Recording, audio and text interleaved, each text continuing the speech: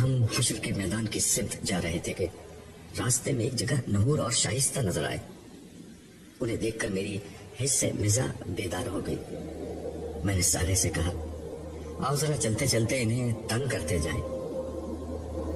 ان دونوں کا رخ جھیل کی طرف تھا اس لیے وہ ہمیں قریب آتے ہوئے دیکھ نہیں سکے. میں شائستہ کی سمت سے اس کے قریب پہنچا اور زور سے کہا اے لڑکی چلو ہمارے ساتھ, ہم تمہیں ایک نامحرم مرد کے ساتھ گھومنے پھرنے کے جرم میں گرفتار کرتے ہیں. شائستہ میری بلند آواز اور سخت لہجے سے ایک دم گھبرا کر پلٹی. تاہم نحور پر میری بات کا کوئی اثر نہیں ہوا. انہوں نے اطمینان کے ساتھ مجھے دیکھا اور کہا پھر تو مجھے بھی گرفتار کر لیجئے, میں بھی شریک جرم ہوں. یہ کہتے ہوئے انہوں نے دونوں ہاتھ آگے پھیلا دیے. پھر ہنستے ہوئے کہا مگر مسئلہ یہ ہے کہ یہاں نہ جیل ہے اور نہ سزا دینے کی جگہ. جیل تو یہاں نہیں ہے مگر سزا ضرور مل سکتی ہے, وہ یہ کہ مغویہ ہی کے ساتھ آپ کی شادی کروا دی جائے. ساری زندگی ایک ہی خاتون کے ساتھ رہنا, وہ بھی جنت میں, بڑی سزا ہے. اس پر نحور نے ایک زوردار قہقہہ بلند کیا. شائستہ جو میرے ابتدائی حملے کے بعد سنبھل چکی تھی ہنستے ہوئے بولی ویسے تو آپ لوگ توحید کے بڑے قائل ہیں مگر اس معاملے میں آپ لوگوں کی سوچ اتنی مشرکانہ کیوں ہو جاتی ہے. نحور نے چہرے پر مصنوعی سنجیدگی لاتے ہوئے کہا آپ کو معلوم ہے عبداللہ, مشرکوں کا انجام جہنم ہوتا ہے, اس لیے آئندہ آپ شائستہ کے سامنے ایسی مشرکانہ گفتگو مت کیجیے گا وگرنہ آپ کی خیر نہیں. صالح نے اس گفتگو میں مداخلت کرتے ہوئے کہا شائستہ آپ اطمینان رکھیں, یہ عملاً محد ہیں, ان کی ایک ہی بیگم ہے. اس پر نحور مسکراتے ہوئے بولے یہ ان کا کارنامہ نہیں, ان کے زمانے میں یہ مجبوری تھی. خیر چھوڑیں اسے, یہ بتائیے کہ آپ کی بیگم صاحبہ ہیں کہاں. میں ابھی تک سنجیدگی اختیار کرنے کے لیے تیار نہیں تھا. میں نے ان کی طرف شرارت آمیز انداز میں دیکھتے ہوئے کہا ہمیں بعض دوسرے بزرگوں کی طرح بیگمات کے ساتھ گھومنے کی فراغت میسر نہیں, لیکن دوسروں کی فراغت کو نظر لگانے کی فرصت ضرور میسر ہے. نحور نے اسی لب و لہجے میں ترکی ب ترکی جواب دیا ہم خوش ہونے والے لوگ ہیں, نظر لگانے والے ہرگز نہیں, مگر آپ نے مجھے تو نظر لگا دی ہے. پھر مزید وضاحت کرتے ہوئے بولے میرے پیغمبر یرمیہ نبی کو شہادت کے لیے بلایا گیا ہے. میں چونکہ ان کا قریبی ساتھی تھا اس لیے میرا وہاں موجود ہونا ضروری ہے. یہ آخری بات کہتے ہوئے ان کے چہرے پر سنجیدگی آ گئی تھی. آپ جا رہے ہیں؟ شائستہ نے پوچھا. ہاں, تم اپنے گھر والوں کے پاس چلے جاؤ, میں کچھ دیر تک ان معاملات میں مصروف رہوں گا. عبداللہ نے مجھے نظر جو لگا دی ہے. یہ کہہ کر وہ ان فرشتوں کے ساتھ روانہ ہو گئے جو انہیں لینے آئے تھے. انبیاء تو اپنی امتوں پر گواہی دے چکے, یہ یرمیہ نبی کی گواہی کس چیز کی ہو رہی ہے؟ میں نے سالے کی سمت دیکھتے ہوئے دریافت کیا. جن مجرموں نے ان کے ساتھ زیادتی کی تھی انہیں بھی ان کے انجام تک پہنچنا ہے. یہ گواہی اس سلسلے کی ہے. سالے نے جواب دیا. پھر ہم دونوں بھی حشر کی طرف روانہ ہو گئے. عرش کے سامنے یرمیہ نبی کے زمانے کے تمام یہود جمع تھے. ان کا زمانہ یہود کی تاریخ کا ایک اہم ترین دور تھا. یہود یا بنی اسرائیل حضرت ابراہیم کے چھوٹے صاحبزادے حضرت اسحاق اور ان کے بیٹے یعقوب کی اولاد میں سے تھے. حضرت یعقوب جن کا لقب اسرائیل تھا, ان کے 12 بیٹے تھے. انہی کی اولاد کو بنی اسرائیل کہا گیا. ان 12 بیٹوں میں سب سے نمایاں حضرت یوسف تھے. حضرت یعقوب اور ان کے 12 بیٹے فلسطین میں آباد تھے, مگر حضرت یوسف کے زمانے میں یہ سب مصر منتقل ہو گئے. کئی صدیوں تک یہ مصر میں رہے اور ان کی تعداد لاکھوں تک پہنچ گئی. حضرت موسیٰ علیہ السلام کی بعثت کے وقت فرعون نے یہود کو غلام بنا رکھا تھا. اللہ تعالیٰ نے حضرت موسیٰ کے ذریعے سے ان لوگوں کو فرعون کے ظلم و ستم سے نجات عطا کی اور ان لوگوں کو ایک امت بنایا. کتاب و شریعت ان پر نازل ہوئی, مگر صدیوں کی غلامی نے ان میں بزدلی, شرک اور دیگر اخلاقی عوارض پیدا کر دیے تھے. चुनाचे इन लोगों ने अल्लाह के हुक्म के बावजूद फलस्तीन को वहां मौजूद मुशरिकों से जहाद करके फतह करने से इनकार कर दिया। बाद में हजरत मूसा के जानशीन यूशा बिन नून के जमाने में फलस्तीन फतह हुआ और ये लोग वहां आबाद हो गए। उसके बाद हजरत दाऊद अलैहिस्सलाम और हजरत सुलेमान अलैहिस्सलाम के जमाने में अल्लाह ताला ने इनको एक जबरदस्त हुकूमत अता की जिसका शोहरा दुनिया भर में था। मगर उसके बाद इनमें इखलाकी ज़वाल आया और हर तरह की इखलाकी खराबियां और शिर्क इनमें फैल गया। इन्हें पैगंबरों ने बहुत समझाया मगर ये बाज नहीं आए। नतीजन इन पर महकूमी मुसल्लत कर दी गई। इर्द गिर्द की अक़वाम ने इन पर पे दर पे हमले करके इनकी सल्तनत को बहुत कमजोर कर दिया। जिस वक्त हजरत यरमिया की बेइज्जत हुई, बनी इसराइल इस दौर की अजीम सुपर पावर इराक की आशूरी सल्तनत और उसके हुक्मरान बख्त नसर के बाजगुजार थे। उस दौर में बनी इसराइल का इखलाकी ज़वाल अपनी आखिरी हदों को छू रहा था। इनमें शिर्क आम थी, जना मामूली बात थी। अपने हम मजहबों के साथ ये लोग बदतरीन जुल्म और सितम का मामला करते। सूदखोरी और गुलामी की लानतें आम थी। एक तरफ इखलाकी पस्ती का ये आलम था और दूसरी तरफ सियासी उमंगें उरूज पर थी। हर तरफ बख्त नसर के खिलाफ नफरत का तूफान उठाया जा रहा था। उनके मजहबी और सियासी लीडरों की सारी तवज्जो इस बात की तरफ थी कि इस सियासी महकूमी से निजात मिल जाए। कौम की इस्लाह, इखलाकी तामीर, ईमानी क़ुव्वत जैसी चीजें कहीं ज़ेर बहस न थी। मजहब के नाम पर ज़वाहिर का जोर था। ईमान और इखलाक और अमले साले की कोई वक़्त न थी। ऐसे में हजरत यरमिया उठे और उन्होंने पूरी क़ुव्वत के साथ ईमान और इखलाक की सदा बुलंद की। उन्होंने अहले मजहब और अहले सियासत को उनके रवैये पर तनकीद का निशाना बनाया। उनकी इखलाकी कमजोरियों, शिर्क और दीगर जराइम पर उन्हें तंबीह की। इसके साथ साथ आपने अपनी कौम को सख्ती से इस बात पर मुतनब्बे किया कि वो बख्त नसर के खिलाफ बगावत का ख्याल दिल से निकाल दें। उन्हें समझाया कि जज्बात में आकर उन्होंने अगर ये हिमाकत की तो बख्त नसर कहर इलाही बनकर उन पर नाजिल हो जाएगा। मगर उनकी कौम बाज न आई। उसने उन्हें कुएं में उल्टा लटका दिया और फिर जेल में डाल दिया। इसके साथ उन्होंने बख्त नसर के खिलाफ बगावत की, जिसके नतीजे में बख्त नसर ने हमला किया। 6 लाख यहूदियों को उसने कत्ल किया और 6 लाख को गुलाम बनाकर साथ ले गया। यरूशलेम की ईंट से ईंट बजा दी गई। पूरा शहर खाक और खून में बदल गया। कुरान मजीद ने इस वाक़े को बयान किया और ये बताया कि हमला आवर लोग दरअसल कहर इलाही थे, क्योंकि बनी इसराइल ने जमीन पर फसाद मचा रखा था। मैं इसी सोच में था कि साले ने गालिबन मेरे ख्यालात पढ़कर कहा, ठीक यही काम तुम्हारे जमाने में तुम्हारी कौम कर रही थी।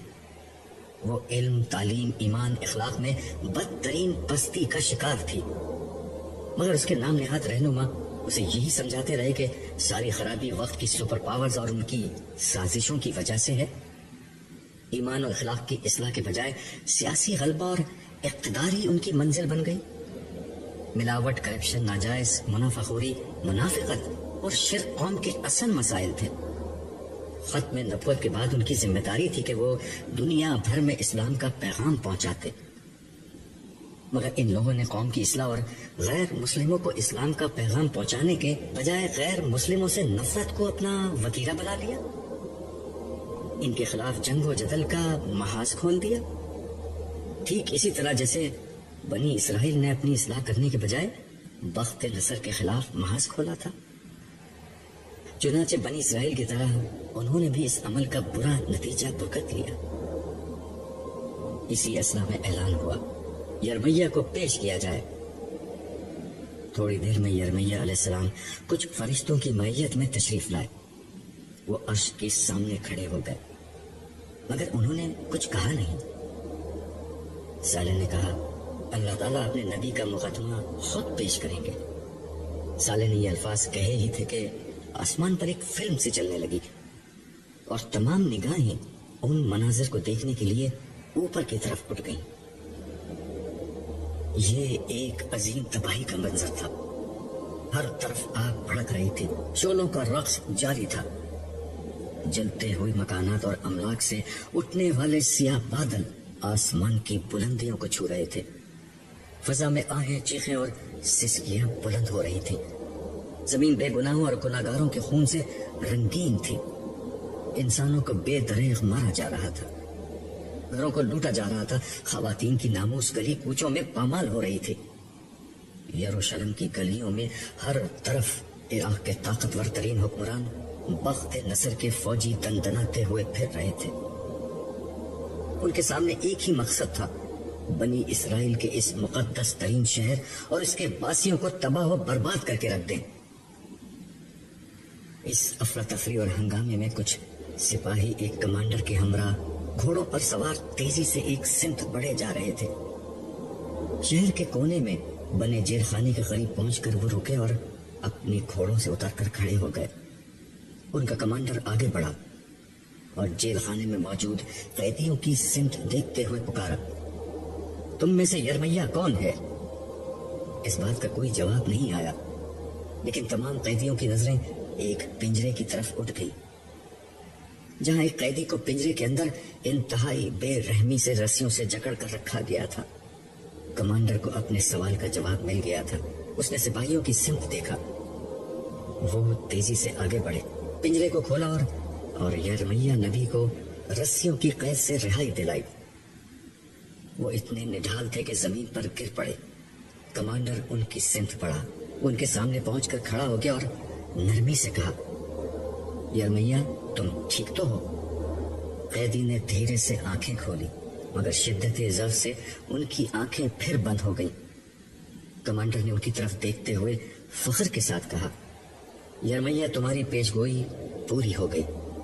हमारे बादशाह बख्त नसर शाह इराक ने यरूशलेम की ईंट से ईंट बजा दी। आधी आबादी कत्ल हो चुकी है और आधी आबादी को हम गुलाम बनाकर अपने साथ ले जा रहे हैं। मगर तुम्हारे लिए बादशाह का खुसूसी हुक्म है कि तुम्हें कोई नुकसान ना पहुंचे। तुम एक सच्चे आदमी हो। तुमने अपनी कौम को बहुत समझाया, मगर वो बाज ना आई और अब उसने इसकी सजा भुगत ली। ये कहकर वो पीछे मुड़ा और अपने सिपाहियों को हुक्म दिया, यरमैया को छोड़ दो और बाकी कैदियों को कत्ल कर दो। इसके बाद इस शहर के आदमियों के लहू से अपनी प्यास बुझाओ और इनकी औरतों से अपने खून की गर्मी को ठंडा करो। जो चीज हाथ आए उसे लूट लो और जो बाकी बचे उसे आग लगा दो। कैदियों को कत्ल कर दिया गया और सिपाही लूट मार के लिए दूसरी सिमतों में निकल गए। यरमैया अलैहिस्सलाम पूरी कुव्वत मुज्तमा करके उठे और पिंजरे की दीवार का सहारा लेकर बैठ गए। उनकी आंखों के सामने उनका शहर जल रहा था। उनके जिस्म का जोड़ जोड़ दुख रहा था, मगर उससे कहीं ज्यादा दर्द उन्हें अपनी कौम की हलाकत का था। फिर स्क्रीन पर उनकी जिंदगी और उनके दौर के कई मनाजिर एक एक करके सामने आने लगे। वो कौम के अकाबरीन और अवाम को समझा रहे थे, मगर उनकी बात कोई नहीं सुन रहा था। उनकी कौम इराक के सुपर पावर बादशाह और आशूरियों के जबरदस्त हुक्मरान बख्त नसर के ताबे थी। सालाना खराज बख्त नसर को भेजना ही उनकी जिंदगी और आफियत का सबब था। उस गुलामी का सबब वो इखलाकी पस्ती थी जो कौम के रग बह में सरायत कर गई थी। तौहीद के रखवालों में शिर्क आम था। जना और कुमारबाजी मामूल थी। बददियानती और अपने लोगों पर जुल्म उनका चलन था। झूठी कस्में खाकर माल बेचना और पड़ोसियों से ज्यादती करना उनका मामूल था। ये लोग भारी सूद पर कर्ज देते। जो मखरूज कर्ज अदा ना कर पाता उसके खानदान को गुलाम बना लेते। उलमा लोगों की इस्लाह करने के बजाय उन्हें कौमी फख्र में मुब्तला किए हुए थे। ईमान, इखलाक और शरीयत के बजाय ज़बीहों और कुर्बानियों को असल दीन समझ लिया गया था। उनके हुक्मरान जालिम और रिश्वतखोर थे। इंसाफ के बजाय ऐश व इशरत उनका मामूल था। मगर पूरी कौम इस बात पर जमा थी कि हमें वक्त नजर की गुलामी से निकलकर बगावत कर देनी चाहिए। हकीकत ये थी कि उन पर खुदा का गज़ब था, मगर उनको ये बात बताने के बजाय कौमी फख्र और सुलेमान और दाऊद की अज़मत रफ्ता के ख्वाब दिखाए जा रहे थे। उन्हें इमामत आलम की दुहाई दी जा रही थी। حالانکہ وہ بدترین ایمانی اور اخلاقی انحطاط کا شکار تھے۔ پھر اسکرین پر وہ منظر سامنے آیا جب یرمیہ علیہ السلام پر وحی آئی کہ اپنی قوم کی اصلاح کرو، انہیں سیاست سے نکال کر ہدایت کی طرف لاؤ۔ ایک دفعہ سچی خدا پرستی پیدا ہو گئی تو سیاست میں بھی تم ہی غالب ہوگے۔ انہیں حکم تھا کہ وہ شادی کر کے گھر بسانے کے بجائے قوم کو آنے والی تباہی سے خبردار کرے، مگر جب یرمیہ علیہ السلام یہ پیغام لے کر اٹھے تو ہر طرف سے ان کی مخالفت شروع ہو گئی۔ خدا کے اس نبی نے اپنے زمانے کے عوام و خاص اہل مذہب اور اہل سیاست سب کو پکارا، مگر گنتی کے چند لوگوں کے سوا کسی نے ان کی بات نہ سنی۔ ان کی دعوت بالکل سادہ تھی، وقت نظر سے ٹکرانے کے بجائے اپنے ایمان و اخلاق کی اصلاح کرو۔ اسکرین پر سب سے زیادہ ڈرامائی منظر وہ تھا جب یرمیہ نبی بادشاہ کے دربار میں لکڑی کا جوا، ہل کا وہ حصہ جو جانوروں کو جوتنے کے لیے ان کے گلے پر ڈالا جاتا ہے، پہن کر پہنچ گئے تھے۔ یہ ان لوگوں کو سمجھانے کی آخری کوشش تھی کہ اس وقت تم پر لکڑی کا جوا ڈلا ہوا ہے، اسے توڑنے کی کوشش کرو گے تو لوہے کے جوے میں جکڑ دیے جاؤ گے۔ مگر درباریوں اور اہل علم نے ان کو بخت نصر کا ایجنٹ قرار دے دیا۔ بادشاہ نے آگے بڑھ کر لکڑی کا جوا تلوار سے کاٹ ڈالا۔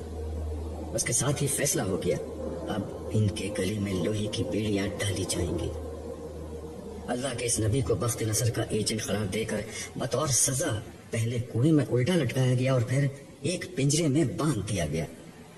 بخت نصر کے خلاف بغاوت کر دی گئی۔ جواب میں بخت نصر عذاب الہی بن کر ٹوٹ پڑا۔ پھر اسکرین پر وہی پہلا منظر آ گیا جب عذاب کی بارش سے یروشلم نہا رہا تھا۔ یرمیہ علیہ السلام نے آنکھیں کھول کر ارد گرد پڑی بے گور و کفن لاشوں اور چاروں طرف رقصہ تباہی کے منظر پر ایک نظر ڈالی اور بلند آواز سے کہا، میں نے تم لوگوں کو کتنا سمجھایا، مگر تم نے سیاسی شعبدہ بازوں اور متعصب جاہل مذہبی لیڈروں کی پیروی کو پسند کیا۔ تم حق و باطل کے معاملے میں غیر جانبدار رہے، تم معاشرے کی خیر و شر اور خدائی احکام سے بے نیاز ہو کر زندگی گزارتے رہے۔ آخرکار اس کی سزا سامنے آ گئی۔ پھر یرمیہ نے آسمان کی طرف نظر اٹھائی اور دھیرے سے بولا، عدل کامل کا دن آئے گا، ضرور آئے گا، مگر کچھ انتظار کے بعد۔ اس کے ساتھ ہی منظر ختم ہو گیا۔ ایک زوردار ڈانٹ فضا میں بلند ہوئی۔ اللہ تعالیٰ کا غصہ اپنے عروج پر تھا۔ ان کے نبی کے ساتھ جو کچھ بنی اسرائیل نے کیا تھا، اس کی جو سزا بخت نصر کی صورت میں انہوں نے بھگتی تھی، وہ بہت معمولی تھی۔ اصل سزا کا وقت اب آیا تھا۔ حکم ہوا کہ ہر اس شخص کو پیش کیا جائے جو کسی درجے میں بھی یرمیہ کے ساتھ کی گئی اس زیادتی میں شریک تھا۔ بادشاہ، عمرا اور مذہبی لیڈروں کا وہ گروپ پیش ہوا جو اس سانی کا ذمہ دار تھا۔ ان میں سزا دینے والے بھی تھے اور وہ بھی جو یرمیہ علیہ السلام کو بخت نصر کا ایجنٹ قرار دے کر ان کے خلاف فضا ہموار کر رہے تھے۔ ان سب کے لیے جہنم کا فیصلہ سنا دیا گیا۔ پھر اس کے بعد ایک ایک کر کے اس زمانے کے عوام کا احتساب شروع ہوا۔ نبی کے مجرموں کا احتساب جس طرح ہونا چاہیے تھا ویسے ہی ہوا، اور ہر مجرم کے لیے بدترین سزا کا فیصلہ ہو گیا۔ میں اس دفعہ حشر میں دیر تک کھڑا رہا اور لوگوں کا حساب کتاب دیکھتا رہا۔ سچی بات یہ ہے کہ اس سے قبل میں نے چند ہی لوگوں کا حساب کتاب دیکھا تھا، مگر اب اندازہ ہو رہا تھا کہ اللہ تعالیٰ انتہائی مکمل اور جامع حساب کر رہے ہیں۔ ہر شخص کے حالات، اس کے ماحول اور اس کی تربیت اور پرورش کے نتیجے میں بننے والی نفسیات کی روشنی میں اس کے اعمال کا جائزہ لیا جا رہا تھا۔ لوگوں نے رائی کے دانے کے برابر بھی عمل کیا تو وہ ان کی کتاب اعمال میں موجود تھا۔ ان کی نیت، محرکات اور اعمال، ہر چیز کو پرکھا جا رہا تھا۔ فرشتوں کا ریکارڈ، دیگر انسان اور در و دیوار، اور سب سے بڑھ کر انسان کے اپنے اعضاء گواہی میں پیش ہو رہے تھے۔ ان سب کی روشنی ہی میں کسی شخص کے ابدی مستقبل کا فیصلہ سنایا جاتا۔ یوں इंसान पर राई के दाने के बराबर भी जुल्म नहीं हो रहा था। जिसको मुआफ करने की जरा भी गुंजाइश होती उसे मुआफ कर दिया जाता। अल्लाह ताला के अदले कामिल और रहमत कामिल का ऐसा ज़हूर था कि अल्फाज इसे बयान करने से कासिर है। मैं इसी हाल में था कि साले ने मेरे कान में सरगोशी की। नाइमा बड़ी शिद्दत से तुम्हें ढूंढ रही है। खैरियत? मैंने दरियाफ्त किया। बड़ा दिलचस्प मामला है, बेहतर है तुम चले चलो। ये कहकर साले ने मेरा हाथ पकड़ा और थोड़ी ही देर में हम नाइमा के पास खड़े थे। मगर मुझे ये देखकर हैरत हुई कि नाइमा के साथ एक बहुत खूबसूरत परी पैकर लड़की खड़ी हुई थी। मैंने अपनी याददाश्त पर बहुत जोर डाला मगर मैं उसे पहचान न सका। नाइमा ने खुद ही उसका तारुफ कराया। ये अमूरा है, इनका ताल्लुक हजरत नूह की उम्मत से है। ये मुझे यहीं पर मिली है। ये आखिरी नबी या उनके किसी नुमाया उम्मती से मिलने की ख्वाहिशमंद थी। नबी सल्लल्लाहु अलैहि वसल्लम तक तो मैं इन्हें नहीं ले जा सकती। अलबत्ता मैंने सोचा आपसे इन्हें मिलवा दूं। आखिर आप भी बड़े नुमाया लोगों में से हैं।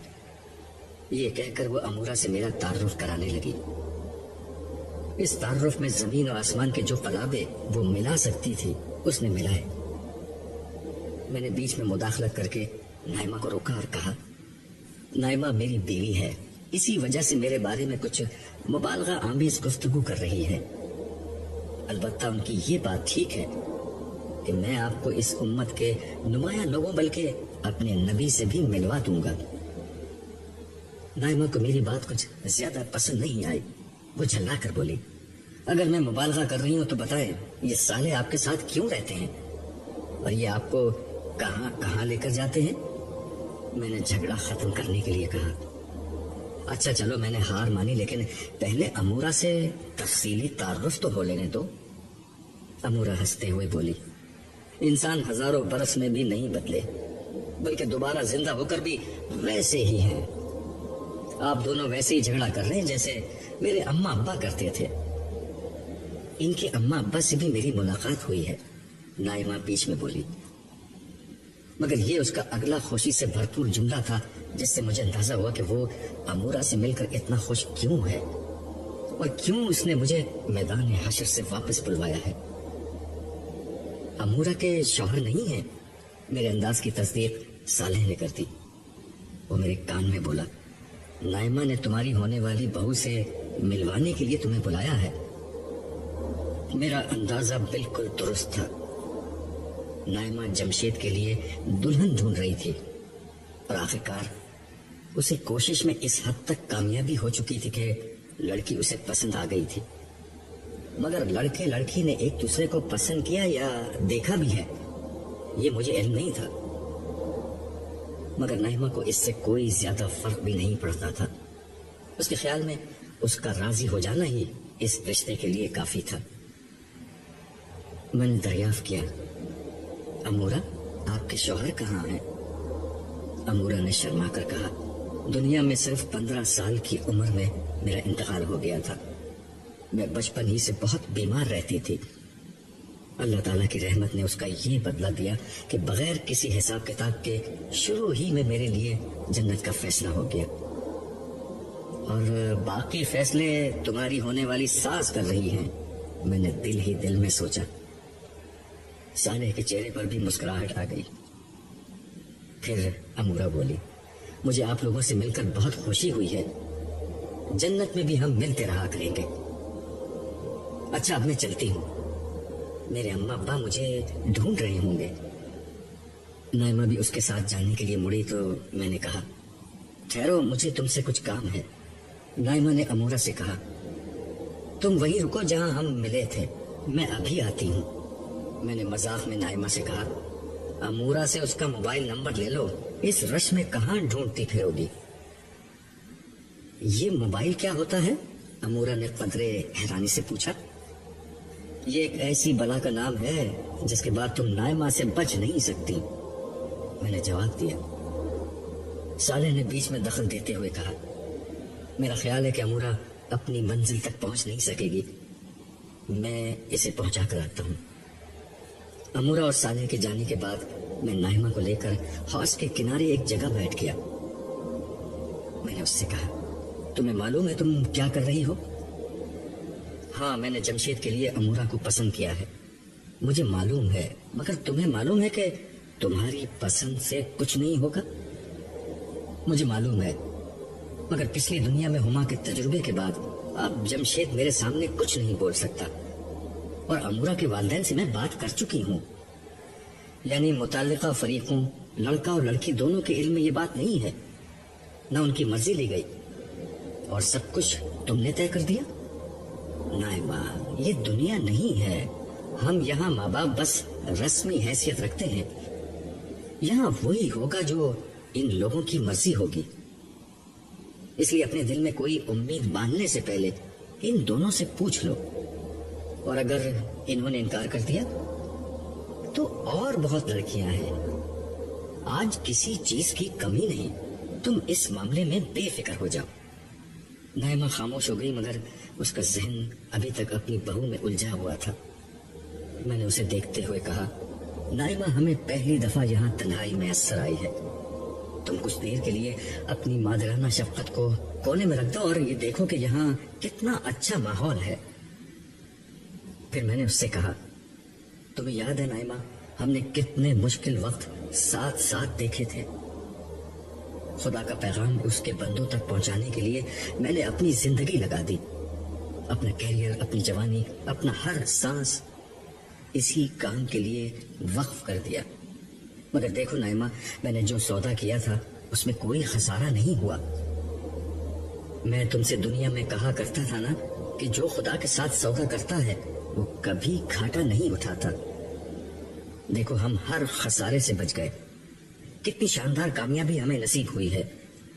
ہم جیت گئے نائمہ, ہم جیت گئے. اب زندگی ہے, موت ختم. اب جوانی ہے, بڑھاپا ختم. اب صحت ہے, بیماری ختم. اب امیری ہے, غربت ختم. اب ہمیشہ رہنے والی خوشیاں ہیں اور سارے دکھ ختم. مجھے تو اب کوئی دکھ یاد بھی نہیں آ رہا. ہاں, آج کسی جنتی کو نہ دنیا کا کوئی دکھ یاد ہے اور نہ کسی جہنمی کو دنیا کا کوئی سکھ یاد ہے. دنیا تو بس ایک خیال تھی, خواب تھا, افسانہ تھا, سراب تھا. حقیقت تو اب شروع ہوئی ہے, زندگی تو اب شروع ہوئی ہے. ذرا سامنے دیکھیے, سما بدل رہا ہے. میں نے اس کے کہنے سے توجہ کی تو احساس ہوا کہ واقعی اب شام ڈھلنے کے بالکل قریب ہو چکی ہے. اب مغرب کے جھٹپٹے کا سا وقت ہو رہا تھا. مجھے احساس ہوا کہ یہ تبدیلی کسی عام بات کا پیش خیمہ ہے. پیچھے سے ایک آواز آئی. ہاں, تم ٹھیک سمجھے, یہ صالح کی آواز تھی. وہ میرے قریب بیٹھتے ہوئے بولا, اس تبدیلی کا مطلب یہ ہے کہ حساب کتاب ختم ہو رہا ہے. تمام لوگوں کا حساب کتاب ہو چکا ہے. پہلے یہ بتاؤ, تم امورا کو چھوڑ کر کہاں رہ گئے تھے؟ تم نہ پانی پینے جا سکتے ہو, نہ بیت الخلا جانا تمہارے لیے ممکن ہے. پھر تم تھے کہاں؟ میں امسائل کے ساتھ تھا. اس کے ساتھ ہی امسائل پیچھے سے نکل کر سلام کرتا ہوا سامنے آ کر کھڑا ہو گیا. یہ میرے الٹے ہاتھ کا فرشتہ تھا. میں نے سلام کا جواب دیا اور ہنستے ہوئے صالح سے دریافت کیا, ان کی وجہ نزول؟ حساب کتاب ختم ہو چکا, اب تمہیں پیش ہونا ہے. ہم دونوں مل کر تمہیں اللہ تعالیٰ کے حضور پیش کریں گے. پیشی کا سن کر مجھے پہلی دفعہ گھبراہٹ ہوئی. میں نے گھبرا کر سوال کیا, حساب اتنی جلدی کیسے ختم ہو گیا؟ میں تمہیں پہلے بتا چکا ہوں کہ یہاں وقت بہت تیزی سے گزر رہا ہے اور حشر میں وقت بہت آہستہ. اس لیے جتنا عرصہ تم یہاں رہے ہو اتنے عرصے میں وہاں حساب کتاب ختم ہو چکا. وہاں میرے پیچھے کیا ہوا تھا؟ تمام امتوں کا جب عمومی حساب کتاب ہو گیا تو میدان حشر میں صرف وہ لوگ رہ گئے جو ایمان والے تھے, مگر ان کے گناہوں کی کثرت کی بنا پر انہیں روک لیا گیا تھا. آخرکار حضور کی درخواست پر ان کا بھی حساب ہو گیا. اب آخر میں سارے انبیاء اور شہداء پیش ہوں گے۔ کیا شہید وہ لوگ ہیں جو اللہ کی راہ میں قتل ہوئے؟ نائمہ نے صالح سے سوال کیا۔ نہیں، یہ وہ شہداء نہیں، وہ بھی بڑے اعلیٰ اجر کے حقدار ہوئے ہیں، مگر یہ شہداء حق کی گواہی دینے والے لوگ ہیں، یعنی انہوں نے انسانیت پر اللہ کے دین کی گواہی کے لیے اپنی زندگی وقف کر دی تھی۔ یہی وہ لوگ ہیں جنہوں نے انبیاء کے بعد ان کی دعوت کو آگے پہنچایا۔ کیا ان کا بھی حساب ہوگا؟ میں نے سوال کیا، کیونکہ مجھ پر حساب کے تصور سے گھبراہٹ طاری تھی۔ نہیں، بس بارگاہ ربوبیت میں ان کی پیشی ہوگی اور ان کی نجات کا اعلان ہوگا، لیکن اللہ تعالیٰ رب العالمین اور مالک کل ہیں، وہ جب چاہیں جس کا چاہیں حساب کر سکتے ہیں، کوئی بھی ان کو روک نہیں سکتا۔ میں خدا کے اختیار کا بیان کر رہا ہوں، یہ نہیں کہہ رہا کہ اللہ تعالیٰ یہ کریں گے۔ دراصل اب جنت و جہنم میں داخلے کا وقت آ رہا ہے، چنانچہ اب اہل جنت اور اہل جہنم سب کو میدان حشر میں جمع کر دیا جائے گا۔ ان سب کے سامنے انبیاء اور شہداء کی کامیابی کا اعلان ہوگا، پھر گروہ در گروہ وہ نیک و بد لوگوں کو جنت و جہنم میں بھیجا جائے گا، جس کے بعد ختم نہ ہونے والی زندگی شروع ہو جائے گی۔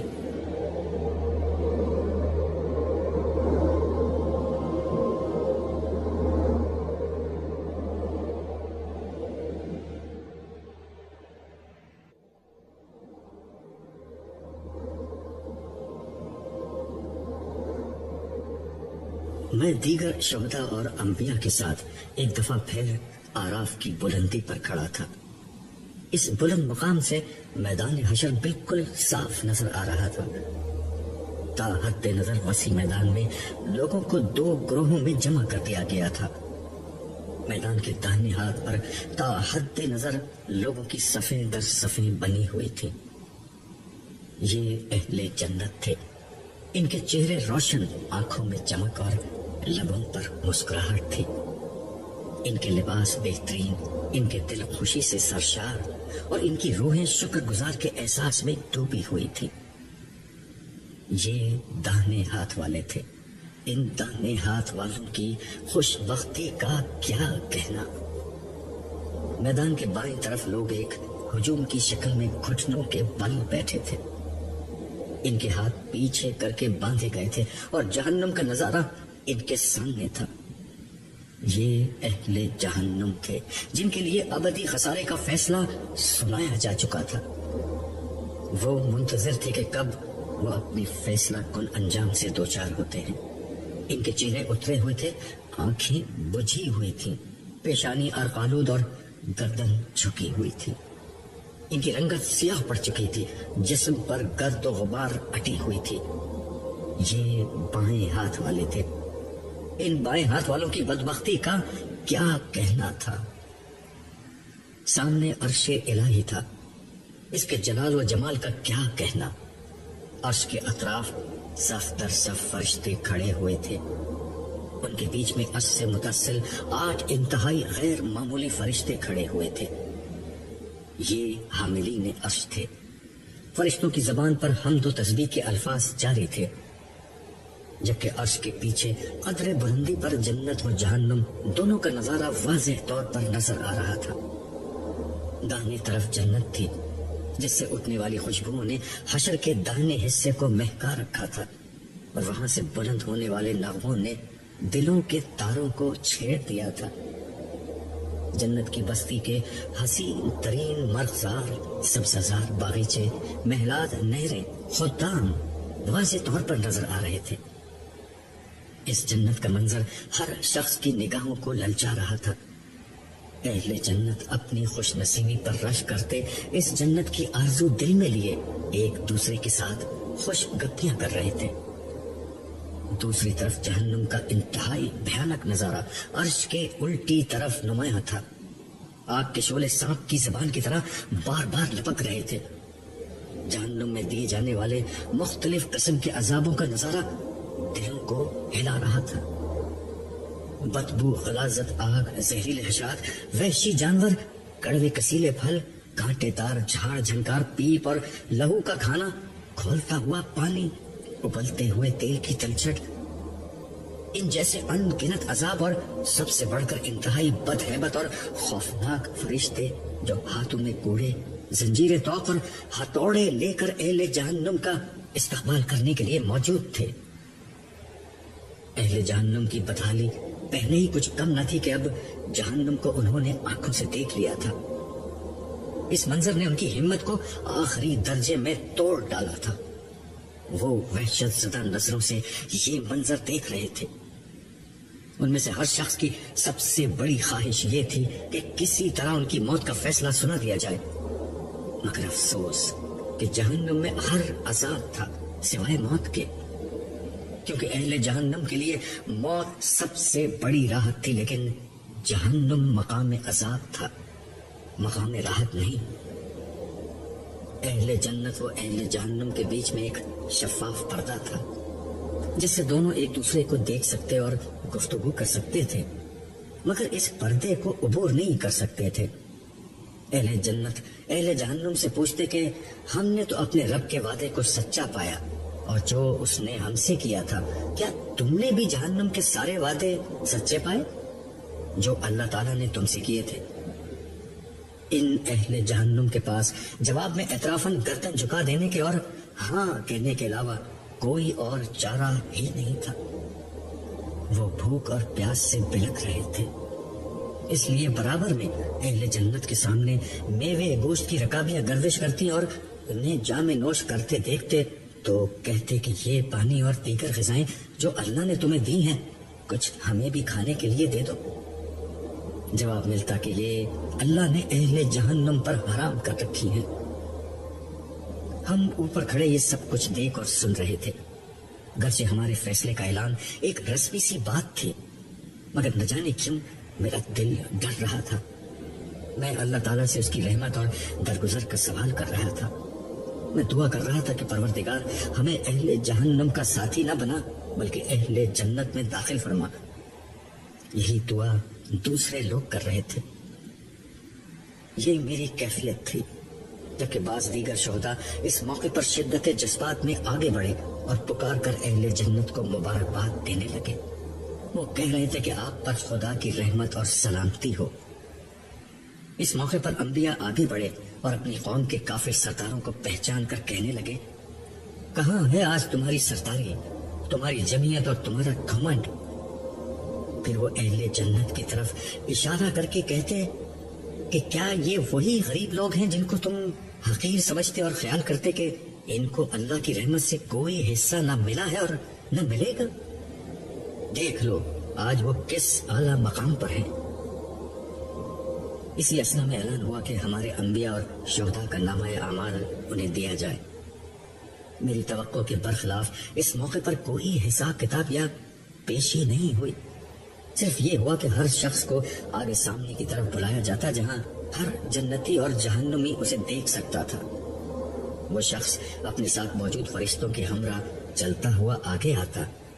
فرشتے انتہائی اکرام کے ساتھ اسے عرش کے سامنے لے جاتے، جہاں زندگی میں اس کے کارناموں اور آخرت میں اس کی کامیابی کا اعلان کیا جاتا۔ جس وقت کوئی پیش ہوتا، اس کے سامنے کے سارے حالات، اس کے مخاطبین کی تفصیلات، لوگوں کا رد عمل اور اس کی جد و جہد، ہر چیز کو تفصیل سے بیان کیا جاتا۔ سامعین یہ سب سنتے اور اسے داد دیتے۔ آخر میں جب اس کی کامیابی اور سرفرازی کا اعلان ہوتا تو مرحبا اور ماشاءاللہ کے نعروں سے فضا گونج اٹھتی۔ بعض اہل جنت تالیاں بجاتے، بعض اٹھ کر رقص کرنے لگتے اور بعض سیٹیاں اور چیخیں مار کر اپنی خوشی کا اظہار کرتے۔ جب میرا نام پکارا گیا تو ساتھ کھڑے ہوئے سارے لوگوں نے مبارکباد دی۔ میں صالح اور امسائل کے ہمراہ کنارے پر پہنچا جہاں سے میدان میں کھڑے سارے لوگ مجھے دیکھ سکتے تھے۔ امسائل نے میرا نامہ اعمال اٹھا رکھا تھا، جبکہ صالح میرے آگے آگے چل رہا تھا۔ وہاں پہنچ کر میں سر جھکا کر کھڑا ہو گیا۔ آواز آئی، عبداللہ سر جھکانے کا وقت گزر گیا، اب سر اٹھاؤ، لوگ تمہیں دیکھنا چاہتے ہیں۔ میں نے سر اٹھایا اس طرح کہ میری آنکھوں میں شکر گزاری کے آنسو اور میرے ہونٹوں پر کامیابی کی مسکراہٹ تھی۔ صالح اور امسائل نے بارگاہی سے اذن پا کر میری داستان حیات کی تفصیلات بیان کرنا شروع کی۔ میں نے میدان کی طرف نظر دوڑائی تو دیکھا کہ میرے خاندان والے، دوست احباب، میرے ساتھ دینے والے بندگان خدا، میری دعوت پر لبیک کہنے والے اہل ایمان، توحید و آخرت کی منادی کو سن کر توبہ کرنے والے مسلمان مرد و عورت، سب مجھے دیکھ کر ہاتھ ہلا رہے تھے۔ میں بھی جواب میں ہاتھ ہلانے لگا، مگر میری نظر نائمہ کو تلاش کر رہی تھی۔ وہ اپنے بچوں کے درمیان کھڑی ہوئی تھی، اس کی آنکھوں میں آنسو تھے مگر وہ بھی مسکرا رہی تھی۔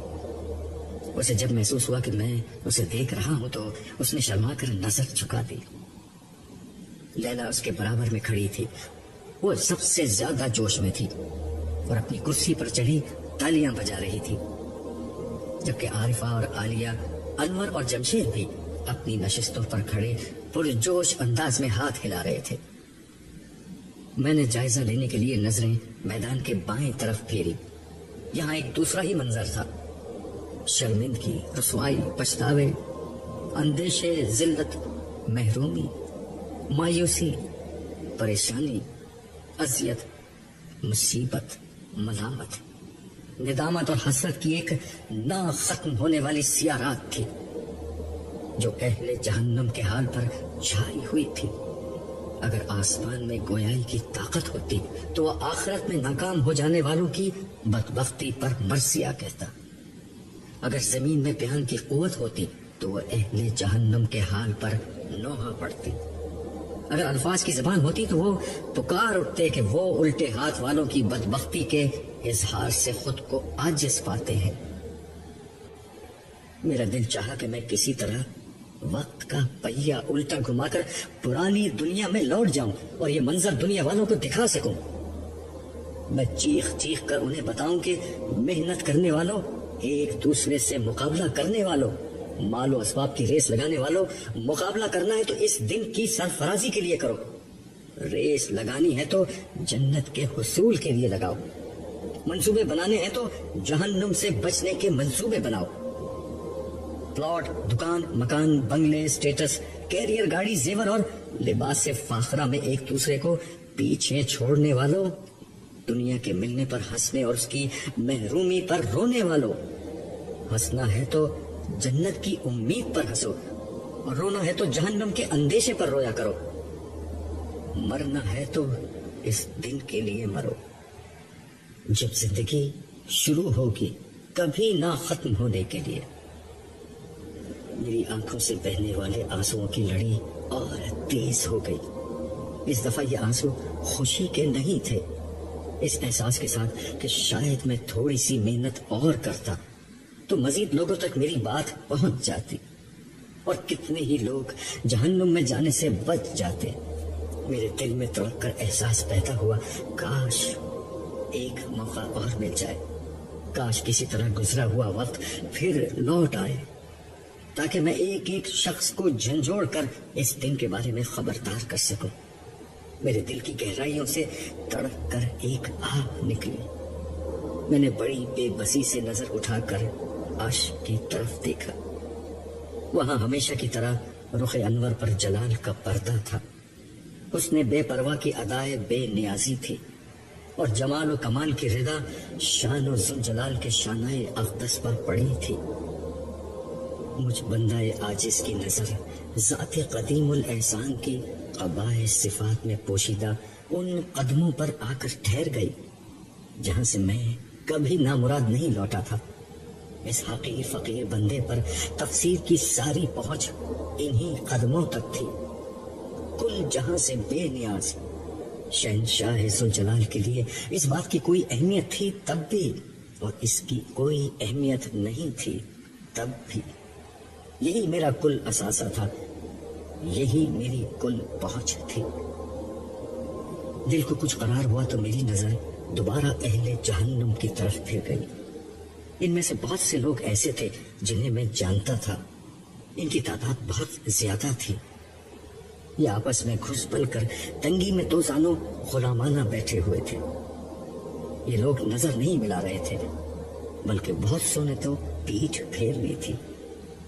اس لیے میں اپنے جاننے والے زیادہ لوگوں کو وہاں نہیں دیکھ سکا، لیکن ان کو دیکھ کر اس نعمت کا احساس ہوا کہ کس طرح اللہ تعالیٰ نے مجھے اپنے فضل و کرم سے اس برے انجام سے بچا لیا۔ مجھے محسوس ہوا کہ جنت کی ان گنت نعمتوں میں سے دو سب سے بڑی نعمتیں شاید یہ ہیں کہ انسان کو جہنم سے بچا لیا جائے گا، اور دوسرا اسے بڑی عزت کے ساتھ جنت میں لے جایا جائے گا۔ زیادہ دیر نہ گزری تھی کہ ایک ایک کر کے آراف پر کھڑے سارے لوگ نمٹ گئے۔ اب فیصلہ سنانے کے لیے کچھ بھی نہیں رہا تھا، مگر شاید ابھی کچھ ہونا باقی تھا۔ سب اپنی جگہ کھڑے تھے کہ میدان حشر میں ایک جانور کو لایا گیا۔ یہ جانور بہت موٹا تازہ تھا، جس کے گلے میں رسی پڑی ہوئی تھی، اور فرشتے اسے کھینچتے ہوئے عرش کے سامنے لے جا رہے تھے۔ صالح نے میرے کان میں سرگوشی کرتے ہوئے کہا، یہ موت ہے جس کے خاتمے کے لیے اسے لایا گیا ہے۔ عرش سے اعلان ہوا کہ آج موت کو موت دی جا رہی ہے۔ اب کسی جنتی کو موت آئے گی نہ کسی جہنمی کو۔ اس کے ساتھ ہی فرشتوں نے اس جانور کو لٹایا اور اسے ذبح کر دیا۔ اہل جنت نے اللہ تعالیٰ کی حمد و ثنا کے ساتھ اس بات کا خیر مقدم کیا، جبکہ اہل جہنم میں صف ماتم بچ گئی۔ ان کے دل میں امید کی کوئی شمع اگر روشن تھی تو وہ بھی موت کی موت کے ساتھ اپنی موت آپ مر گئی۔ عرش سے صدا آئی کہ اہل جہنم کو گروہ در گروہ ان کے انجام تک پہنچایا جائے۔ فرشتے تیزی کے ساتھ حرکت میں آ گئے۔ حشر کے بائیں کنارے پر ایک زبردست ہلچل مچ گئی۔ چیخ و پکار اور آہ و فغاں کے درمیان فرشتے پکڑ پکڑ کر مجرموں اور نافرمانوں کا ایک جتھا بناتے اور انہیں جہنم کی سمت ہانک دیتے۔ ہر گروہ جہنم کے دروازے پر پہنچتا، جہاں جہنم کے دروغہ مالک ان کا استقبال کرتے اور ان کے اعمال کے مطابق جہنم کے 7 دروازوں میں سے کسی ایک دروازے کو کھول کر انہیں اس میں داخل کر دیتے۔ اس دوران میں وقفے وقفے سے عرش کی سمت سے جہنم کو مخاطب کر کے پوچھا جاتا، کیا تو بھر گئی؟ وہ غضبناک آواز میں عرض کرتی، پروردگار، کیا اور لوگ بھی ہیں؟ انہیں بھی بھیج دیجیے۔ یہ سن کر حشر میں ایک آہ و بکا بلند ہو جاتی۔ رہ جانے والے مجرموں پر فرشتے دوبارہ جھپٹ پڑتے اور انہیں ان کی آخری منزل تک پہنچا دیتے۔ یوں تھوڑی ہی دیر میں سارے مجرم اپنے انجام تک جا پہنچے۔ اس کے بعد عرش سے صدا بلند ہوئی، اہل جنت کو ان کی منزل تک پہنچا دیا جائے۔ جب یہ حکم صادر ہوا تو میں نے دیکھا کہ کچھ لوگ ابھی تک الٹی سمت میں موجود تھے۔ میں نے صالح سے پوچھا، یہ کون لوگ ہیں؟ ان کو جہنم میں کیوں نہیں پھینکا جا رہا؟ اس نے جواب دیا، یہ منافقین ہیں، یہ جہنم کے سب سے نچلے درجے میں ہوں گے۔ یہ دنیا میں اللہ کو دھوکہ دیتے تھے، آج ان کو نہ صرف بدترین عذاب ملے گا بلکہ ان کی دھوکہ دہی کی پاداش میں ان کا انجام ایک دھوکے سے شروع ہوگا۔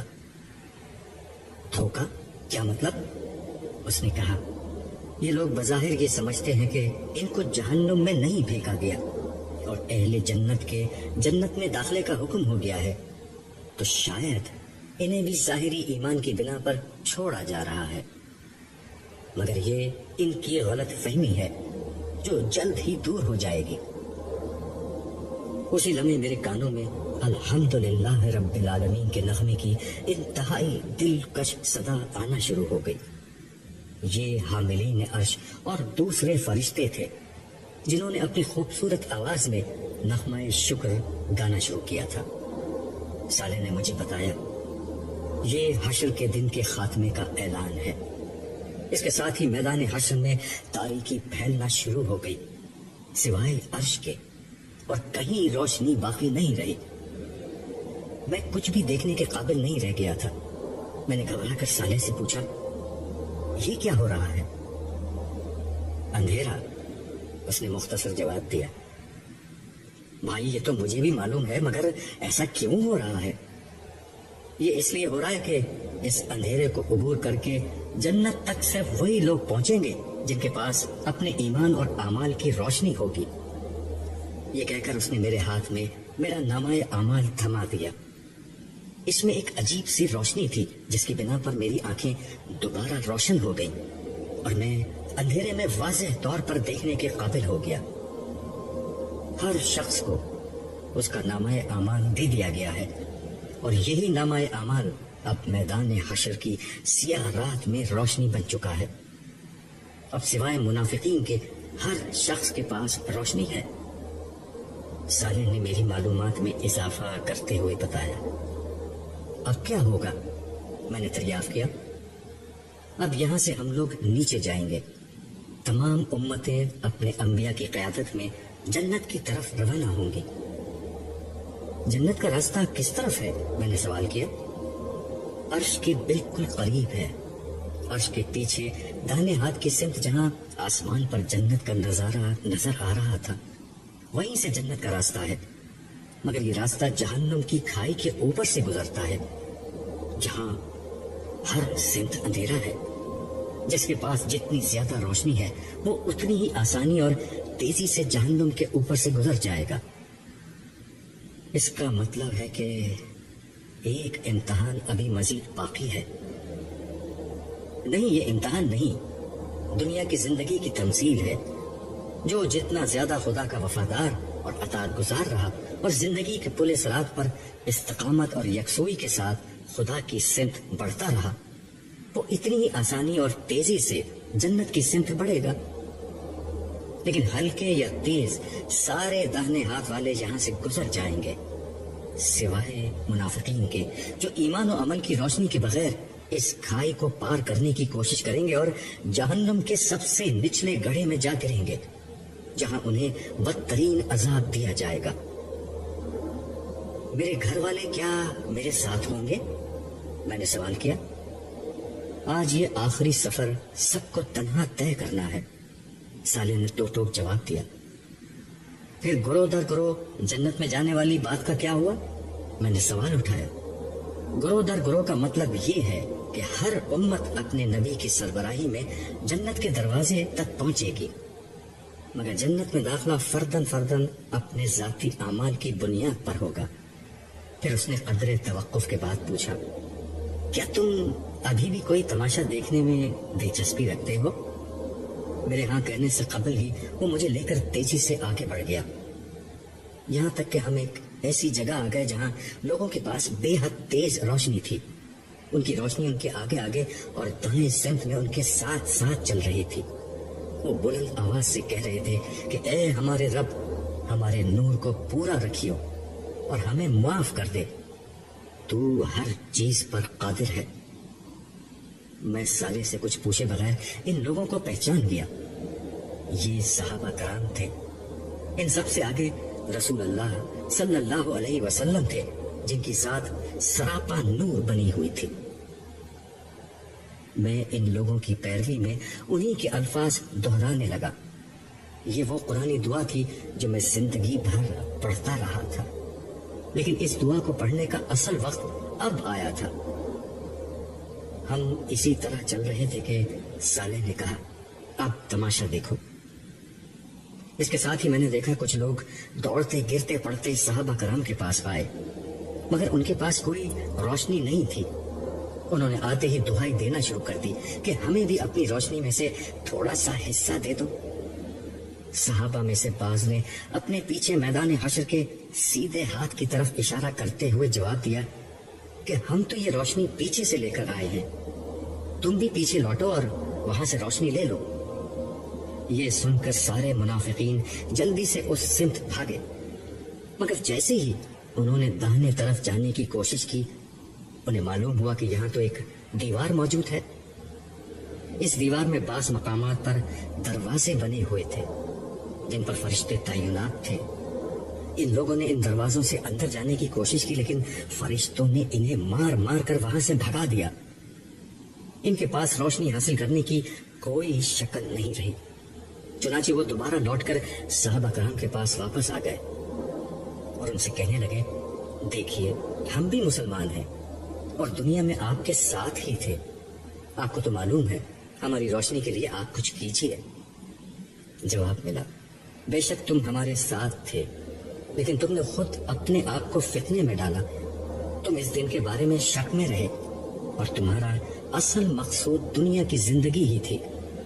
تم نے شیطان کی پیروی کی اور اس نے تمہیں دھوکے میں ڈالے رکھا. سو نہ آج تم کچھ دے دلا کر چھوٹ سکتے ہو, نہ کوئی کافر. یہ سن کر منافقین کو یقین ہو گیا کہ ان کا انجام بھی کفار سے مختلف نہ ہوگا. پیچھے جانے میں انہیں نقصان محسوس ہوا, چنانچہ انہوں نے اندھیرے ہی میں راستہ پار کرنے کی کوشش کی, مگر روشنی کے بغیر اس کوشش کا نتیجہ جہنم کی کھائی تھا. چنانچہ ایک ایک کر کے سارے منافقین چیختے چلاتے ہوئے جہنم میں جا گرے, جہاں نیچے عذاب کے فرشتے ان کا انتظار کر رہے تھے. ہم یہ سارا منظر دیکھتے ہوئے اور بلند آواز سے یہ دعا پڑھتے ہوئے عرش کی سمت بڑھتے رہے, اے ہمارے رب, ہمارے نور کو بجھنے نہ دے, اور منافقین کے انجام سے ہمیں بچاتے ہوئے ہماری بخشش فرما. بے شک تو ہر چیز پر قادر ہے.